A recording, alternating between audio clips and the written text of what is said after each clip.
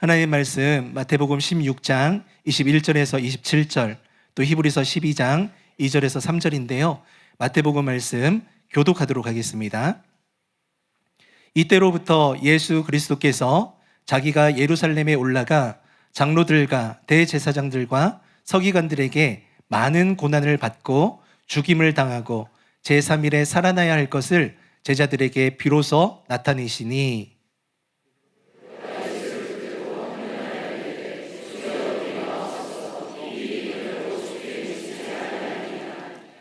예수께서 돌이키시며 베드로에게 이르시되 사탄아 내 뒤로 물러가라. 너는 나를 넘어지게 하는 자로다. 네가 하나님의 일을 생각하지 아니하고 도리어 사람의 일을 생각하는도다 하시고,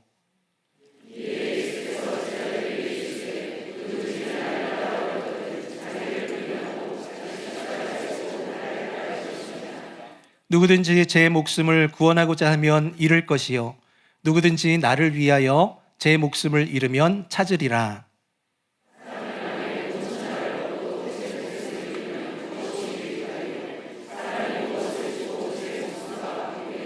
함께 읽겠습니다. 인자가 아버지의 영광으로 그 천사들과 함께 오리니 그때에 각 사람이 행한 대로 갚으리라. 또 히브리서 12장 2절 3절 말씀인데요. 함께 읽겠습니다. 믿음의 주요 또 온전하게 하시는 이인 예수를 바라보자. 그는 그 앞에 있는 기쁨을 위하여 십자가를 참으사 부끄러움을 개의치 아니하시더니 하나님 보좌 우편에 앉으셨느니라. 너희가 피곤하여 낙심하지 않기 위하여 죄인들이 이같이 자기에게 거역한 일을 참으신 일을 생각하라. 아멘. 오늘 말씀 전해주실 목사님은 남양주 사랑하는 교회를 섬기시는 이정우 목사님입니다. 세상을 향한 하나님의 비결, 예수님의 십자가라는 제목으로 말씀을 전해 주실 텐데요. 하나님을 기대하는 마음과 목사님을 향한 애정을 가득 담아서 힘찬 박수 부탁드립니다.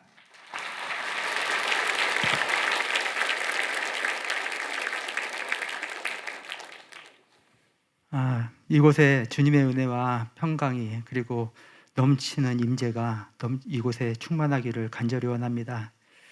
하나님은 6일 동안 천지를 창조하시고 보시기에 참 좋았다라고 말씀하십니다. 그러나 지금도 보시기에 좋아 보일까요? 이 세상은 사람의 제약으로 점점 더 망가지고 있습니다. 지금 한국의 상황은 말할 것도 없고 전 세계가 마치 미쳐 돌아가는 것 같습니다. 세상에 가득한 악으로 인해 성도들이 고난을 받고 교회는 무너지고 있는데, 하나님은 이 세상을 향한 하나님의 계획은 무엇일까요? 왜 하나님은 악으로 가득한 이 세상을 그대로 내버려 두고 계시는 것일까요? 그리고 우리가 원하는 좋은 세상은 언제쯤 찾아올까요? 그런데 성경을 보면 세상은 좋아질 거라고 이야기하고 있지는 않습니다.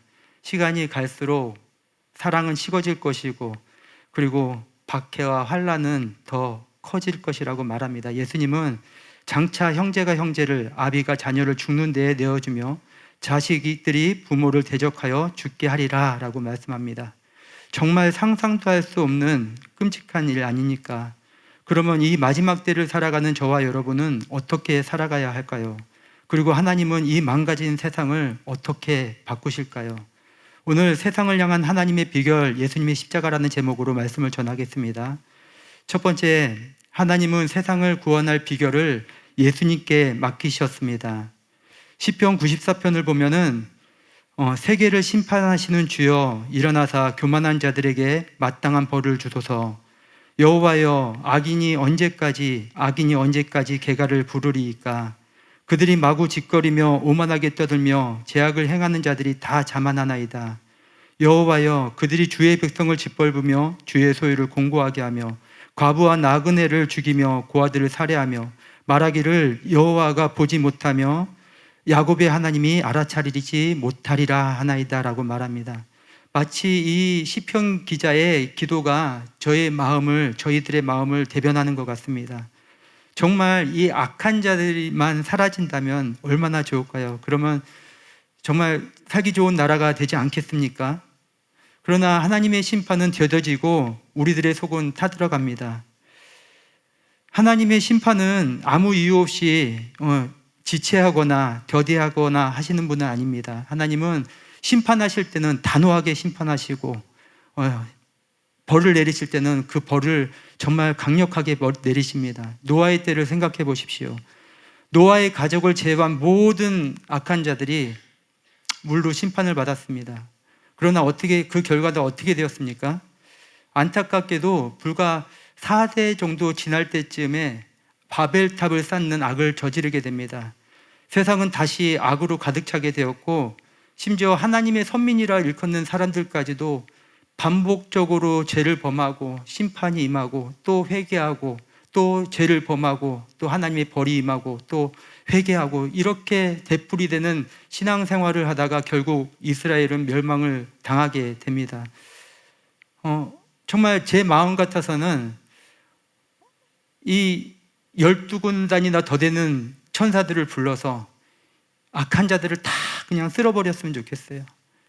가룟 유다와 같은, 또는 이스라엘 종교 지도자, 예수님을 잡으려고 했던 사람들, 정말 그렇게 쓸어버리면 좋겠는데, 오히려 예수님은 힘없는 어린 양이 되어 도살장으로 끌려가듯이 하나님의 뜻대로 십자가에 달려 죽으셨습니다. 예수님은 요한복음에서 이렇게 말씀하십니다. 요한복음 3장 16절 17절입니다.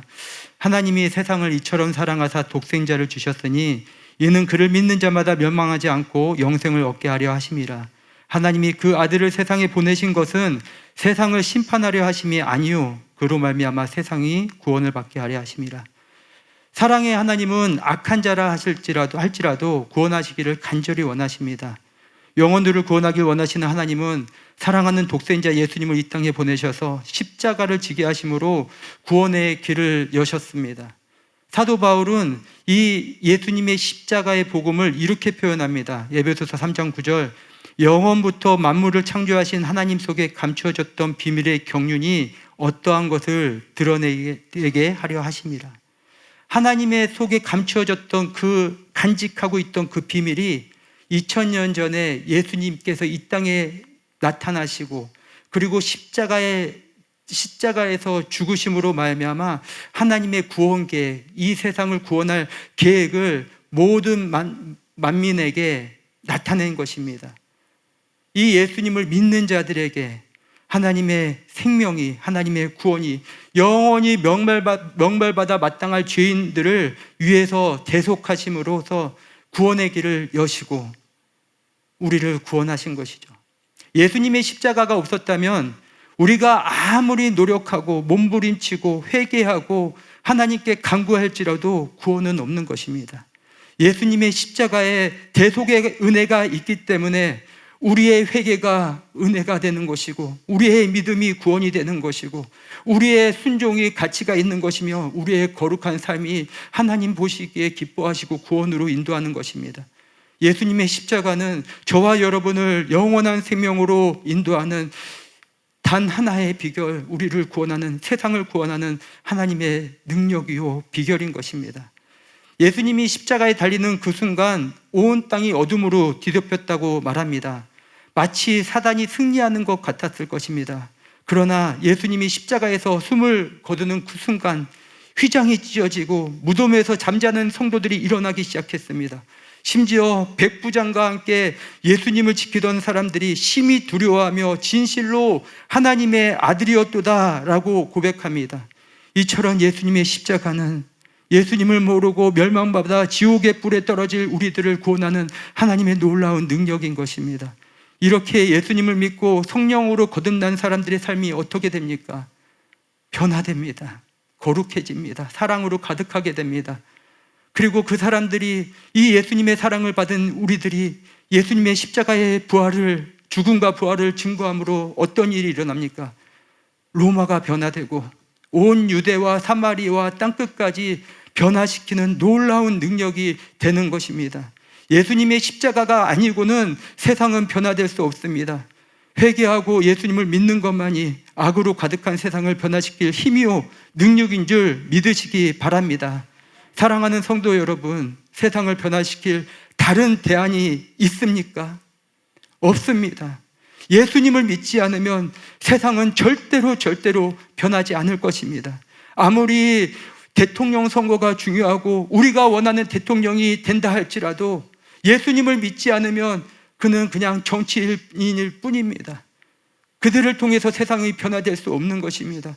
오직 예수님의 십자가 이 복음을 통해서 어두운 세상에 빛을 비추는 유일한 방법, 유일한 소망, 유일한 비결, 바로 예수님께 있음을 믿으시기 바랍니다. 두 번째, 예수님을 끝까지 따르는 것이 나를 구원할 뿐 아니라 세상을 구원할 비결입니다. 복음을 믿고 거듭난 사람은 반드시 예수님을 끝까지 따라가야 합니다. 그러나 믿음으로 거듭났을지라도 예수님을 끝까지 따르지 않으면 어떻게 됩니까? 구원을 잃어버리게 되지요. 예수님을 끝까지 따르는 사람만이 구원을 얻을 수 있습니다. 뿐만 아니라 예수님을 끝까지 따를 때 세상을 구원할 수 있게 되는 줄 믿으시기 바랍니다. 저는 먼저 예수님을 따르는 것이 무엇이며 예수님을 따르기 위해서 반드시 필요한 것들을 말씀드리길 원합니다. 첫째, 예수님을 따르는 것은 무엇일까요? 진리 말씀에 순종하는 것입니다. 시편에 보면은 주의 말씀은 내 발의 등이요 내 길의 빛이라고 말합니다. 따라서 진리를 바르게 알고 깨닫는 것은 사활적으로 중요합니다. 왜곡된 말씀, 반쪽짜리 복음으로는 그 사람을 바른 길로 인도할 수 있는 가능성이 매우 적습니다. 그렇지요? 우리가 바른 진리를 아는 것은 너무나 중요한 일이고 축복이요 특권인 줄 믿으시기 바랍니다. 그러나 이 진리의 말씀을 아는 것이 예수님을 따르는 것은 아닙니다. 우리가 진리의 말씀을 알았다면 이제는 그 말씀에 순종하는 것이 바로 예수님을 따르는 것입니다. 반대로 주님의 말씀에 순종하지 않으면 그것은 주님을 따르는 것이 아닙니다. 불순종이고 결국엔 주님을 부인하는 자리로 가게 될 것입니다. 불순종은 죄악이며 심판을 절대 피할 수 없습니다. 예수님도 하나님의 뜻을 이루기 위해서 오셨습니다. 그리고 예수님은 철저하게 하나님의 뜻을 이루기 위해서 보고 듣지 아니하면 행하지 아니하셨다라고 말씀합니다. 예수님은 순종함으로 하나님의 뜻을 이루셨습니다.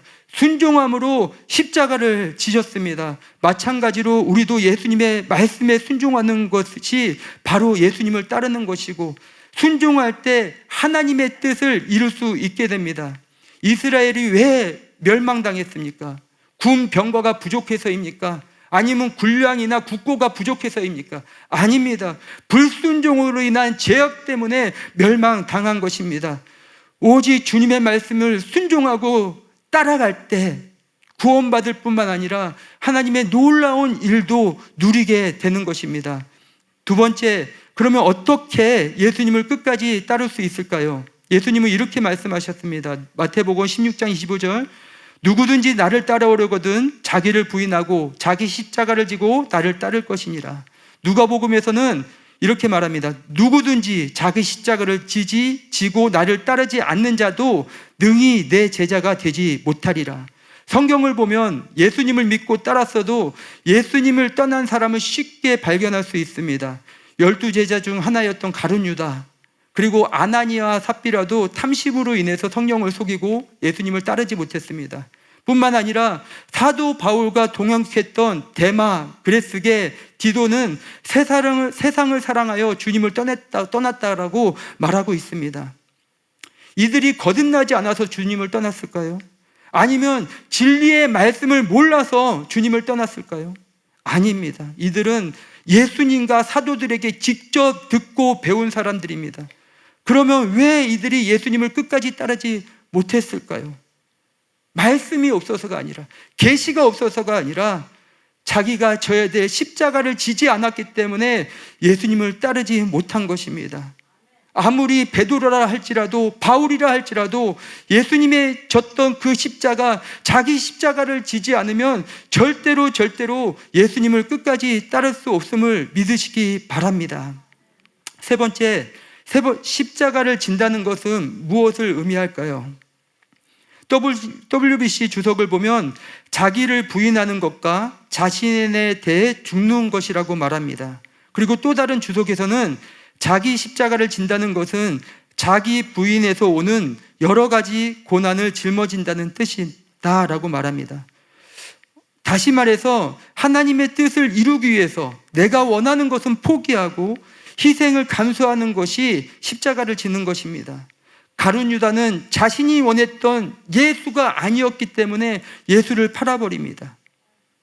아나니와 삽비라도 재물을 다 드리기 아까워서 성령을 속이고 숨겼다가 죽음을 맞이하게 되고, 바울과 함께 사역했던 데마와 그리스계 디도도 세상을 사랑해서 떠났다고 말합니다. 한번 생각해 보십시오. 바울과 함께 사역을 했다면 이들이 받은 고난과 박해는 바울과 같은 박해와 고난을 받았을 것입니다. 얼마나 힘들었겠습니까? 그런데 그것을 견디지 못한 거예요. 나도 이제 그만하고 싶다. 나도 이제 편하게 살고 싶다. 그래서 떠난 것 아니겠습니까? 그런데 이렇게 떠나는 것이, 십자가를 지지 않는 것이 나를 버리고 갔다라고 말씀하고 있는 것입니다. 사도 베드로도 마찬가지 아닙니까? 자기가 원하는 예수님은 이스라엘을 회복시켜서 이스라엘 왕으로 예수님이 등극하여 정말 이 이스라엘이 다시 재건하는 것, 이것이 바로 베드로가 생각했던 메시아 예수님이었을 것입니다. 그러나 예수님께서 자신이 받을 고난과 십자가의 죽음을 얘기하자 받아들일 수가 없는 거예요. 내가 예상했던 예수님, 내가 상상했던 예수님이 아니기 때문에 절대 그럴 수 없습니다. 항변하다가 사탄 소리 듣고 그렇게 예수님께 깨진 것입니다. 하나님의 뜻을 이루기 위해서는 반드시 십자가를 져야 합니다. 내 생각, 내 예상, 내가 원하는 것을 버리고 오직 십자가를 짐으로 예수를 따라가는 것, 이해가 되지 않아도 십자가를 짐으로 예수를 따라가는 것, 그것이 바로 끝까지 예수님을 따르는 비결입니다. 네 번째, 십자가를 지고 예수님을 따를 때 하나님께서 역사하기 시작합니다. 십자가를 지는 이유는 단지 예수님을 따르기 위함만은 아닙니다. 성도가 예수님을 따를 때 하나님께서 계획하신 놀라운 일들이 이루어집니다. 사도 바울은 이렇게 고백합니다. 갈라디아서 2장 20절, 내가 그리스도와 함께 십자가에 못 박혔나니 그런즉 이제는 내가 사는 것이 아니요 오직 내 안에 그리스도께서 사시는 것이라. 바울이 담당한 십자가, 바울이 십자가를 질 때 어떤 일이 일어난다고 말합니까? 내가 일하지 않습니다. 내 안에 계신 예수님이 일합니다. 예수님이 나타나십니다. 이것이 바로 십자가의 능력인 줄 믿습니다. 우리가 십자가를 질 때 우리 안에 계신 예수님이 일할 수 있는 것입니다. 그러므로 우리가 십자가를 지고 예수님을 따를 때 하나님께서 강력하게 일하시고 주님의 뜻을 이 땅에서 이루실 것입니다. 성경에서의 몇 가지 예를 들어드리길 원합니다. 에스더의 그 십자가입니다.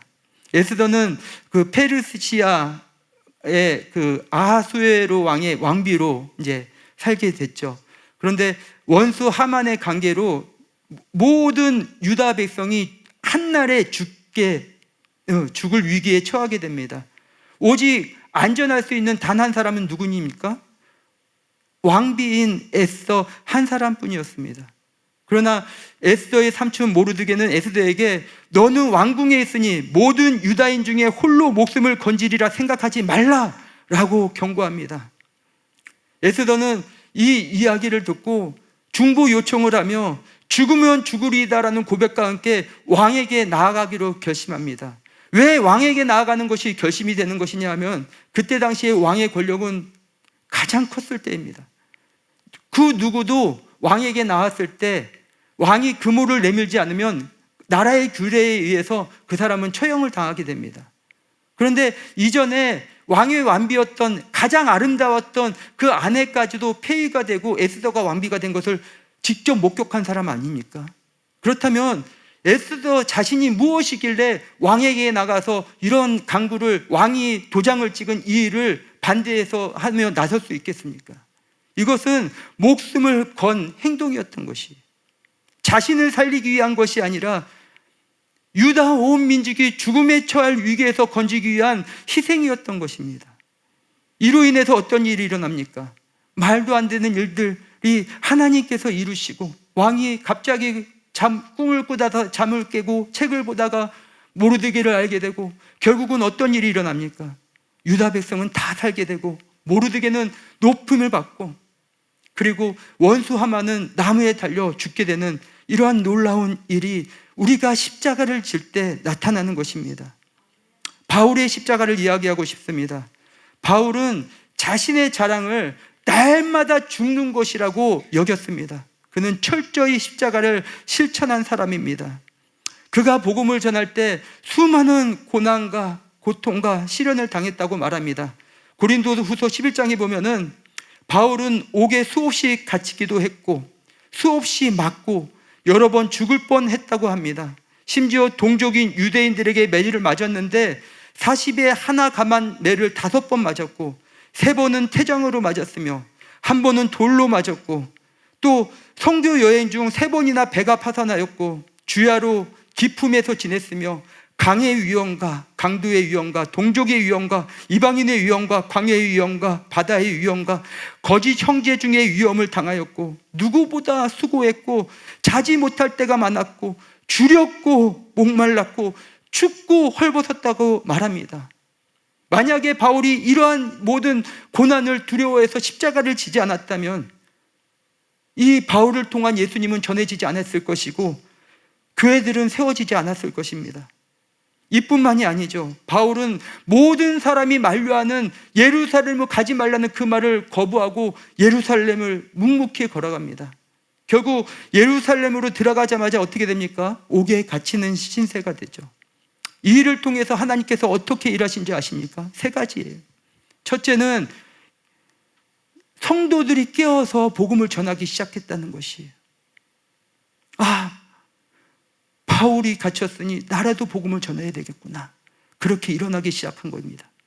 그리고 2번째는 바울을 시기하던 사람들이 바울을 곤란하게 힘들게 하고자 하는 목적으로 복음을 전파했다라고 말합니다. 바울은 뭐라고 말합니까?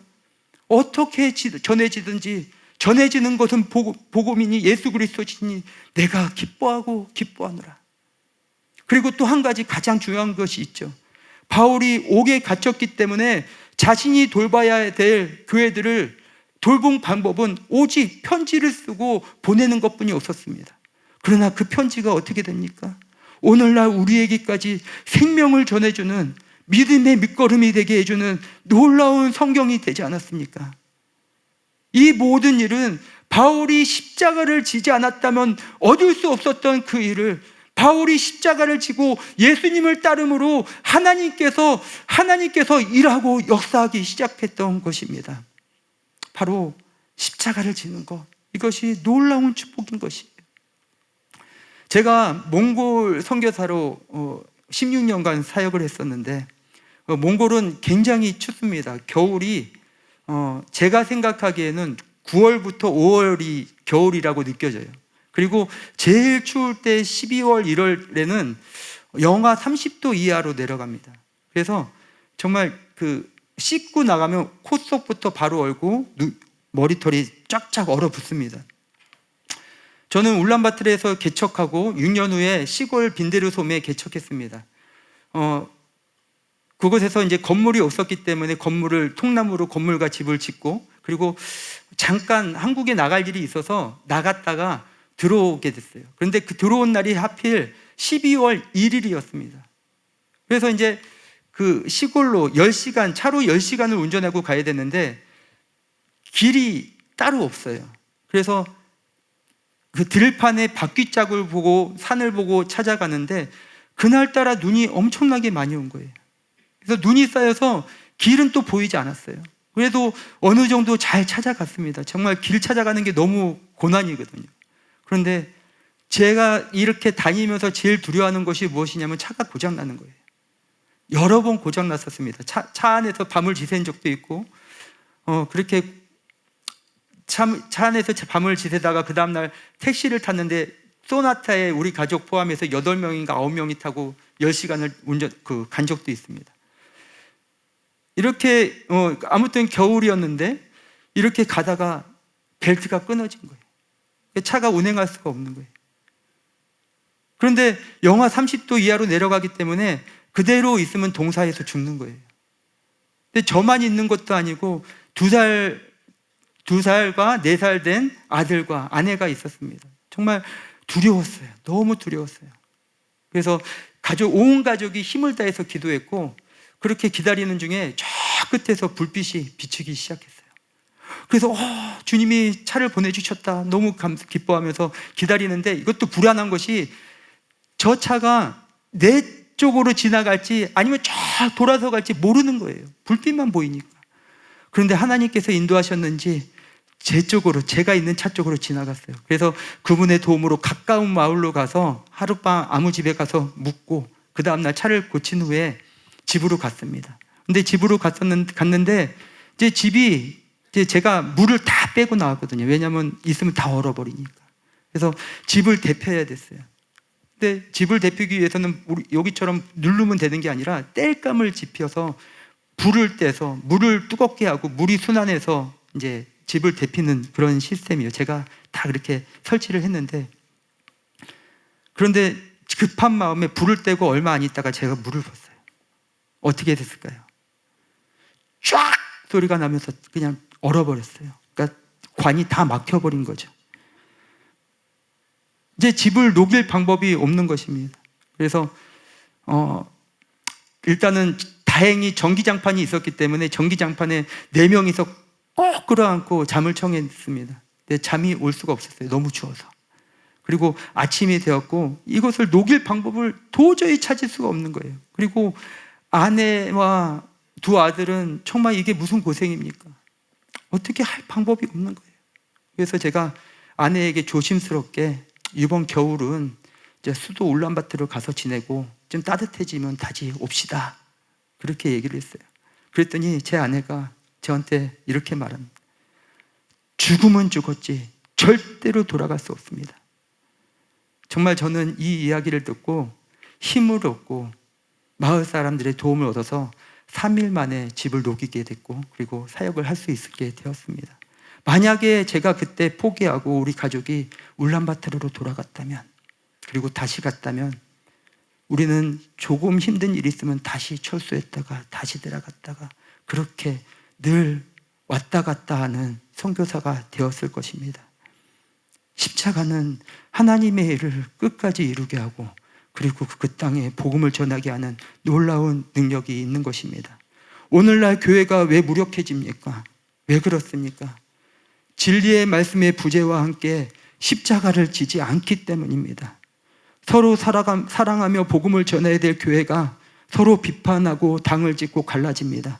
십자가를 지지 않기 때문입니다. 조금만 힘들어도 포기하고 내려놓습니다. 십자가를 지지 않기 때문입니다. 우리는 십자가를 져야 합니다. 십자가를 질 때 우리는 예수님을 따를 수 있고, 이렇게 예수님을 따르게 될 때 하나님께서는 놀라운 구원 사역을 이루게 되는 것입니다. 마지막 3번째, 자기 십자가를 짊어지는 비결, 예수님의 십자가를 바라보십시오.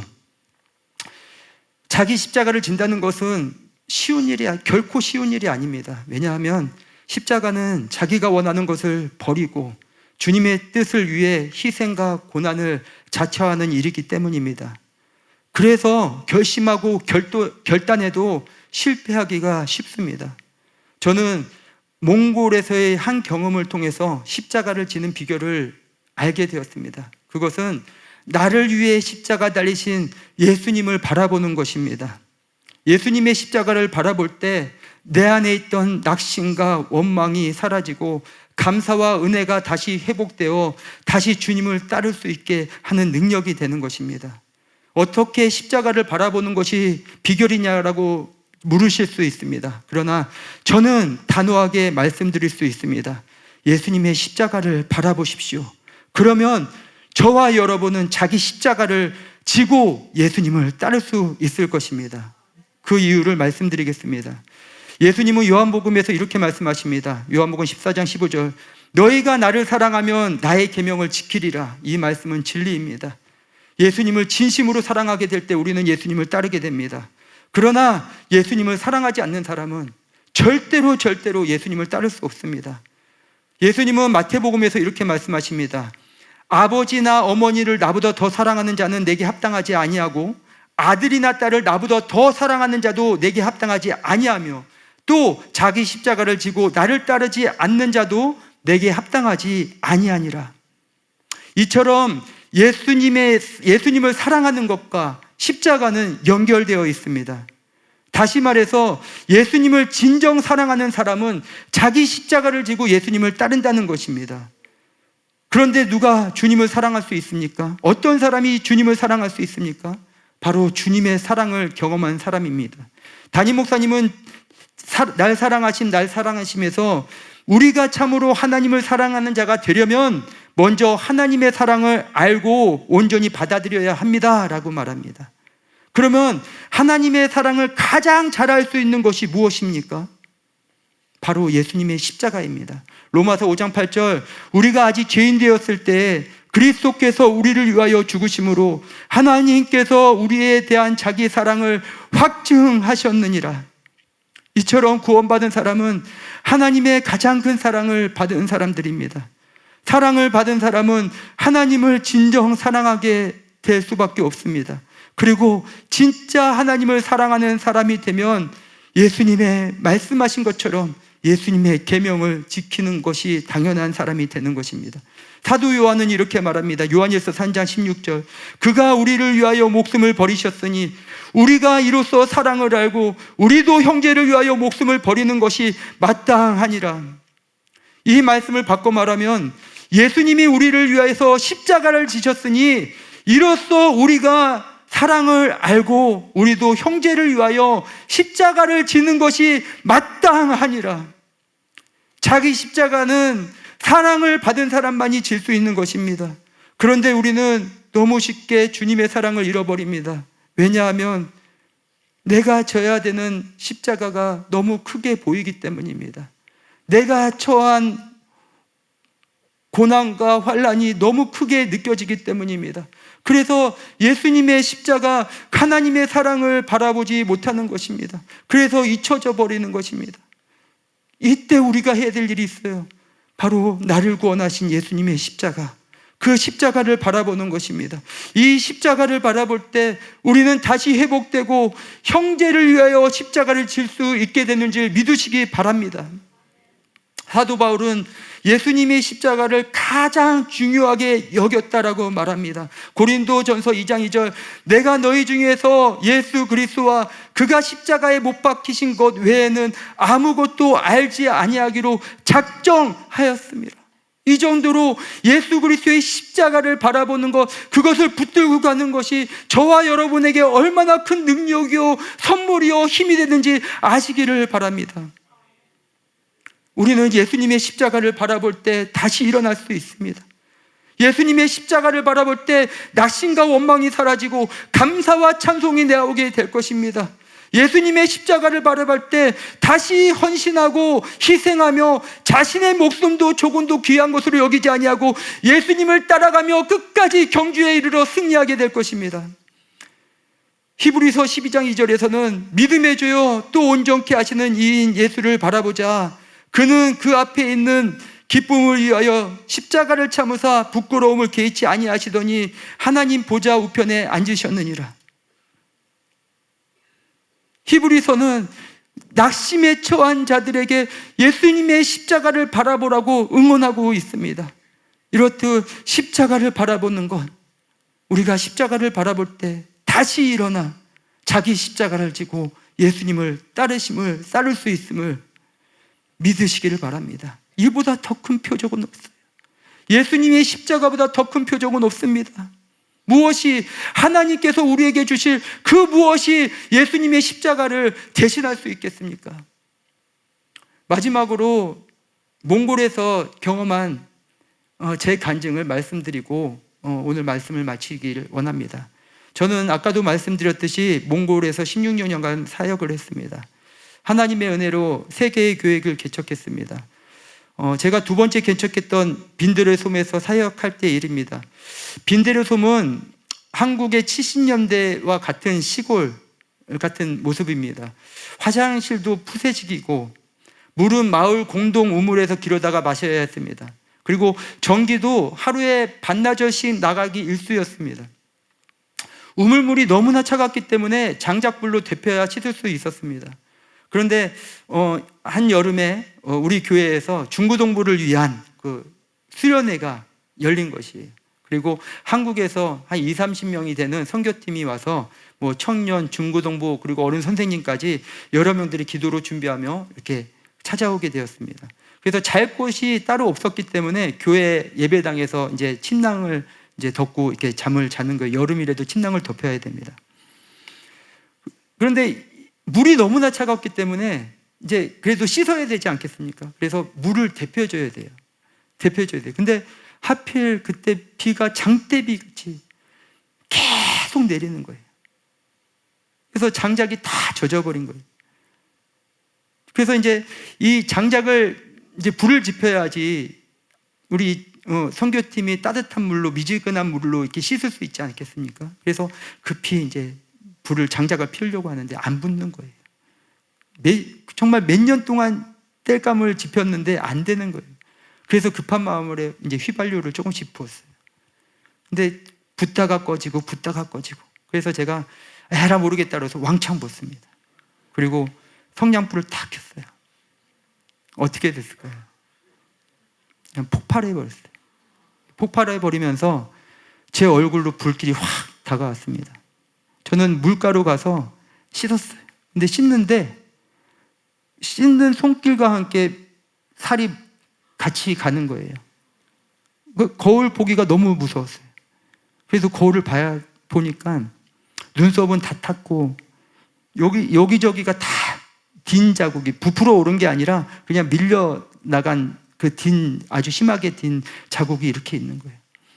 아픈 것은 둘째치고 내일부터 어떻게 사역을 하나, 어떻게 찬양을 인도하고 어떻게 말씀을 전하나, 사람들은 나를 어떻게 볼까, 목사가 어떻게 살았길래 저런 일을 당했지 쯧쯧, 그런 이야기를 들으면 어떡하나.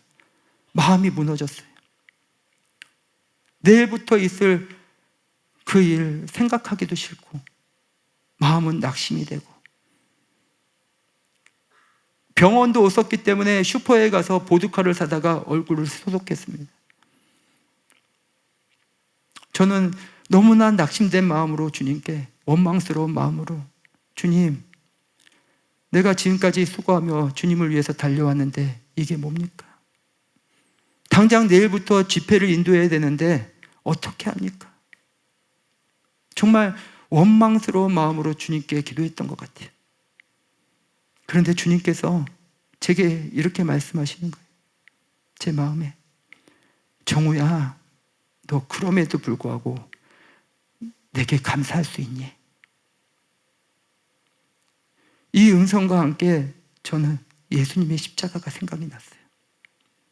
정말 보잘것없던, 더럽고 추악하고 악했던 죄인 중에 괴수였던 나 같은 자를 하나님의 아들 예수님을 보내사 십자가를 지시고 나의 모든 죄를 대속하셨는데 내가 어찌 주님께 감사를 하지 않을 수 있겠습니까? 나의 고백은 진심의 고백이 되었고 이 고백과 함께 놀라운 일이 일어났어요. 갑자기 얼굴이 좋아지는 것은 아니고 낙심되었던 마음이 기쁨과 감사가 넘치게 됐어요. 그리고 통증이 사라졌어요. 이러한 얼굴로 사람들 앞에 서는 게 아무렇지도 않게 되었어요. 몽골 아이들이 저의 얼굴 보고 놀리는 거예요. 저거 뭐야? 아무렇지도 않았어요. 찬양했고 말씀을 전했고 또 하나님의 은혜로, 그곳에 하나님의 은혜로 회개가 임하고 아이들이 회개하고 믿음을 다시 새롭게 결단함으로 변화되기 시작했습니다. 정말 감사했어요. 정말 감사했어요. 그렇게 이틀간의 집회를 마치고 이제 마지막 날은 이제 선교팀과 함께 초원에서 고기도 구워 먹고 그리고 말도 타는 그런 시간을 이제 가졌습니다. 이제 고생했으니까 이 10시간 동안 이 쿵쾅거리는 버스 타고 오는 것이 쉬운 일이 아니거든요. 그리고 이렇게 쉬는데 한국에서 아버지로부터 이제 전화가 온 거예요. 그래서 전화를 받았는데 아버지가 집회 잘 마쳤느냐고 이제 안부를 물으시는 거예요. 그래서 제가 너무 은혜롭고 행복하게 마쳤다고. 근데 아버지가 소식도 들었다고. 그런데 집회 중이어서 연락 못 했는데 어머니가 뇌출혈로 쓰러지셔서 수술을 하셨다는 거예요. 제가 몽골 선교를 하면서 늘 마음의 한켠에 있었던 염려와 두려움이 무엇이냐면 바로 연로하신 부모님이 찾아뵙지도 못하고 연세는 들어가시는데 맛있는 거 한번 대접해드리지도 못하고 늘 의지하게 되고 도와드리지도 못하는 그러한 내가 늘 부모님을 향해서 죄송한 마음이 있었습니다. 그리고 만약에 내가 몽골에서 사역하다가 돌아가시면 어떡하나 그런 걱정이 늘 있었어요. 그런데 이런 전화를 받으니까 그냥 또 다시 낙심이 되고 마음이 주저앉고 이것과 함께 바로 3일 전에 있었던 화상 입은 일이까지 겹쳐지면서 2배가 되는 거예요. 고통이. 뭐지? 주님 이거 뭐죠? 도대체 다시 주님께 따지면서 이거 뭡니까? 한 번도 아니고 2번씩 연달아 내가 제일 힘들어하는 것을 막아주지도 않고 이게 뭡니까? 근데 그때도 주님이 똑같이 물으셨어요. 정우야, 그럼에도 불구하고 내가 내게 감사할 수 있겠니? 저는 이 질문에 다시 엎드러질 수밖에 없었습니다. 나를 위해 십자가를 지셨을 뿐 아니라 내 부모님을 위해서도 십자가를 지사 우리를 구원하시기 위해서 저주를 받으셨는데 내가 어찌 하나님 아버지께 감사하지 않을 수 있겠습니까? 진짜 마음에서 올라오는 감사였어요. 저는 이 일을 통해서 감사는 환경과 상황을 통해서 하는 것이 아니라 예수님의 십자가의 죽으심, 대속하심 이거 하나만으로 우리는 영원히 감사할 수 있고 찬양할 수 있고 주님을 온전히 따를 수 있다는 것을 경험하게 된 것입니다. 그리고 놀라운 기적들은 2-3주 만에 제 얼굴이 3살이 돋아나고 상처가 다 사라졌어요. 그리고 저희 어머니도 이전보다 더 또렷한 정신으로 건강하게 지금까지 살아가시고 계십니다. 사랑하는 여러분, 우리가 십자가를 바라볼 때 하나님은 우리에게 모든 것을 이기게 하십니다. 예수님의 십자가를 바라볼 때 낙심을 소망으로, 원망을 감사로 바꾸어 주십니다. 그리고 다시 주님을 따를 수 있는 힘을 주시는 것이, 아무리 큰 고난과 환난이 찾아와도 예수님의 십자가를 바라볼 때 다시 이길 힘을 주시는 것입니다. 대가를 지불하는 것도 그 대가가 아무것도 아닌 것처럼 느껴지는 것, 바로 예수님의 십자가를 바라볼 때 가능하게 되는 것입니다. 우리는 예수님의 십자가로 말미암아 기쁨으로 십자가를 질 수 있는 것입니다. 사랑하는 여러분, 진짜 기독교의 위기는 세상의 악함이 아니라 성도가 십자가를 지지 않는 데서 나타납니다. 그러나 우리에게는 예수님의 십자가가 있습니다. 예수님의 십자가를 바라보고 내가 져야 될 십자가를 지고 예수님을 따르게 될 때 성령의 놀라운 역사, 우리 안에 계신 예수 그리스도께서 역사하시는 놀라운 일을 보게 될 것입니다. 사람들이 다시 주님께 돌아오는 놀라운 일, 바로 예수님의 십자가에서 시작되고 그 십자가를 통해서 우리가 십자가를 지게 될 때 세상이 변하게 될 것입니다. 사람들이 변하게 될 때 세상이 변하게 될 것이고, 마지막 대추수와 대부흥이 예수님의 십자가를 바라보며 십자가를 지고 따라가는 자들을 통해서 이 땅에 임하게 될 것입니다. 우리는 이 십자가를 반드시 지고 끝까지 예수님을 따름으로 영광의 하나님의 놀라운 일을 우리가 이 땅에서 목도하며 주님께 찬송과 경배를 올리게 될 것입니다.